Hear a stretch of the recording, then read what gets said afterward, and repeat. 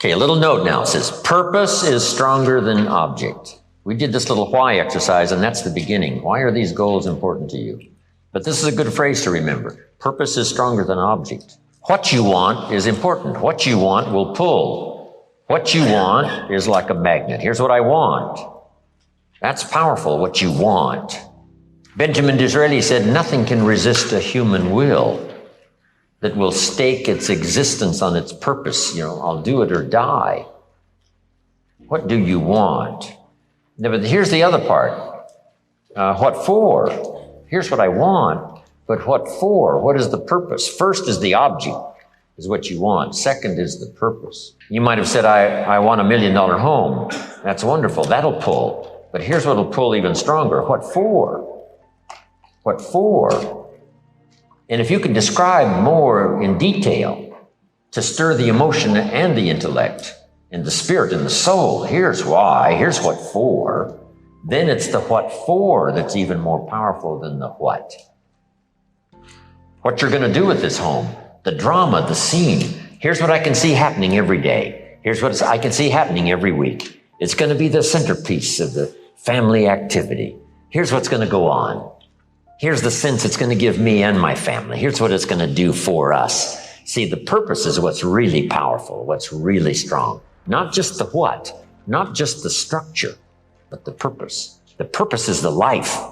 The purpose is the life force, the activity, the drama of what's going on. So if you can learn to do that, here's what I want and here's why. Here's what for. Armstrong just wins, all right? His 6th yellow jersey.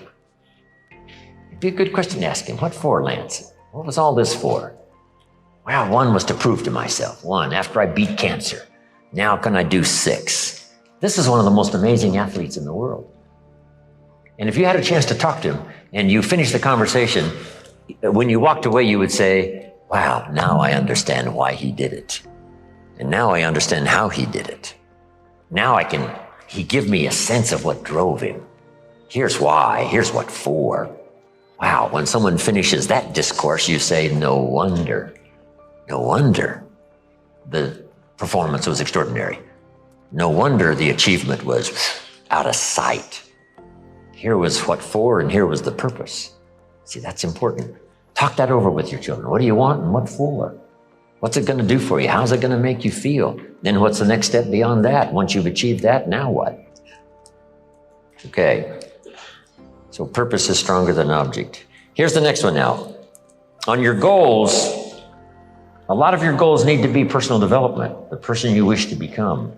Positions of authority, position of influence, being able to influence not only your family but others, community influence, national influence. There's a whole debate now on who best influences the country and who could best influence the military and who could best influence the economy and who could best influence the other nations of the world and the leaders of the world.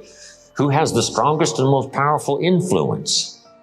Who could become a giant in terms of influence by language, by style, by background, by reputation? The person you wish to become, not just the center of attention, but perhaps the center of activity. Someone who can give directions, someone who can give people the right tips on early steps to take to build a career, to build a business. A person of supreme confidence that what they share is good and valuable. It's great to be that kind of person. There's a unique story of Lydia Colon, who started with $1 from the Spanish-speaking community in Miami.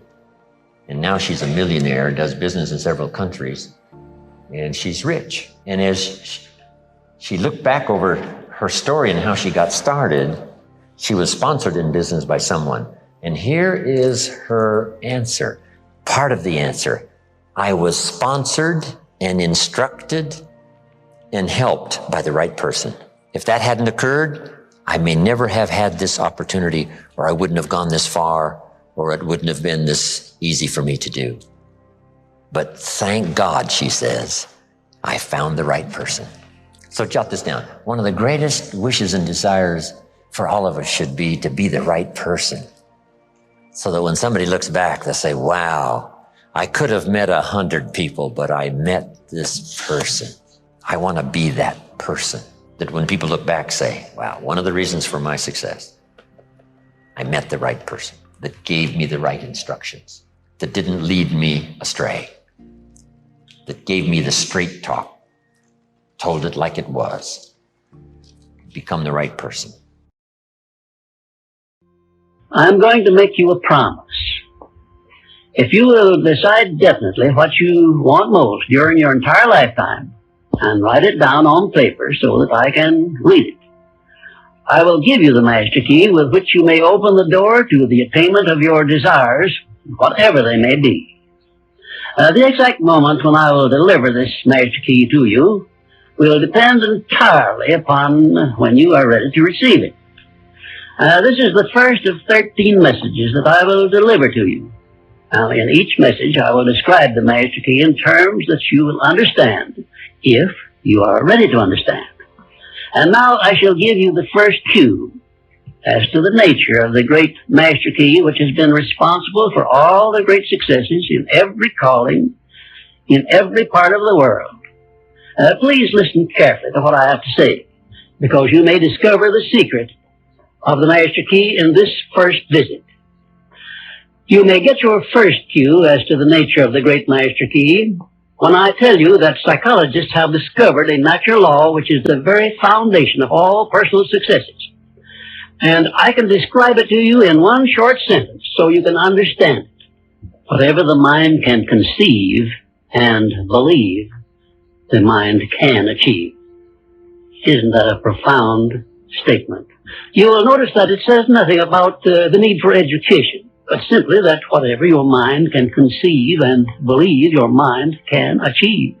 Now, if you want evidence that the mind can achieve whatever the mind can conceive without the benefit of formal education, you only have to remember that Thomas A. Edison conceived the idea of becoming an inventor and lived to become the world's greatest scientist in the field of invention, with only 3 months of common school education. When I first heard Andrew Carnegie describe this natural law, which makes it possible for you and I and everyone else to write his own price tag in life and attain it, I became so enthused over it that I began to search for the power back of it. And my curiosity led me finally to the discovery of the master key, which I shall reveal to you if you are ready to receive it.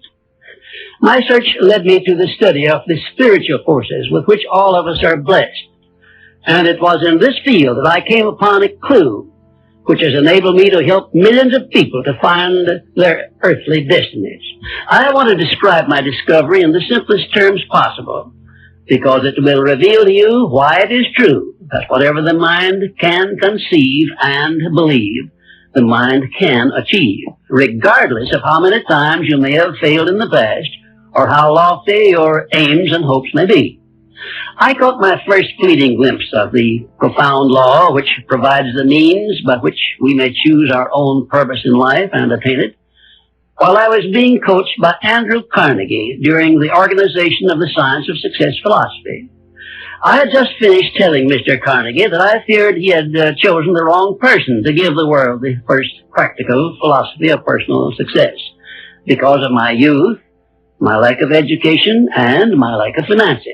Well, at this point, Mr. Carnegie delivered a lecture that I shall never forget, because it changed my entire life and paved the way for my helping to change the lives of millions of people, some of them not yet born. Let me call your attention to a great power which is under your control, said Mr. Carnegie, a power which is greater than poverty, greater than the lack of education, greater than all of your fears and superstitions combined. It is the power to take possession of your own mind and direct it to whatever ends you may desire. This profound power, Mr. Carnegie continued, is the gift of the Creator, and it must have been considered the greatest of all of His gifts to man, because it is the only thing over which man has the complete and unchallengeable right of control and direction. When you speak of your poverty and lack of education, Mr. Carnegie explained, you are simply directing your mind power to attract these undesirable circumstances, because it is true that whatever your mind feeds upon, your mind attracts to you. Now you see why it is important that you recognize that all success begins with definiteness of purpose, with a clear picture in your mind of precisely what you want from life. Then Mr. Carnegie continued his speech with a description of a great universal truth which made such an impact upon my mind that I began then and there to give myself a new outlook on life and set up for myself a goal so far above my previous achievements that it shocked my friends and relatives when they heard about it. Everyone, said Mr. Carnegie, comes to the earth plane blessed with the privilege of controlling his mind power and directing it to whatever ends he may choose. But, he continued, everyone brings over with him at birth the equivalent of 2 sealed envelopes, one of which is clearly labeled, the riches you may enjoy if you take possession of your own mind and direct it to ends of your own choice. And the other is labeled, the penalties you must pay if you neglect to take possession of your mind and direct it. And now let me reveal to you, said Mr. Carnegie, the contents of those 2 sealed envelopes. In the one labeled riches is this list of blessings. 1, sound health. 2, peace of mind. 3, a labor of love of your own choice. 4, freedom from fear and worry. 5, a positive mental attitude. 6, material riches of your own choice and quantity.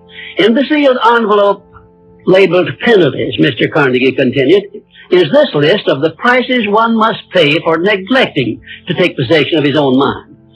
1, ill health. 2, fear and worry. 3, indecision and doubt. 4, frustration and discouragement throughout life. 5, poverty and want.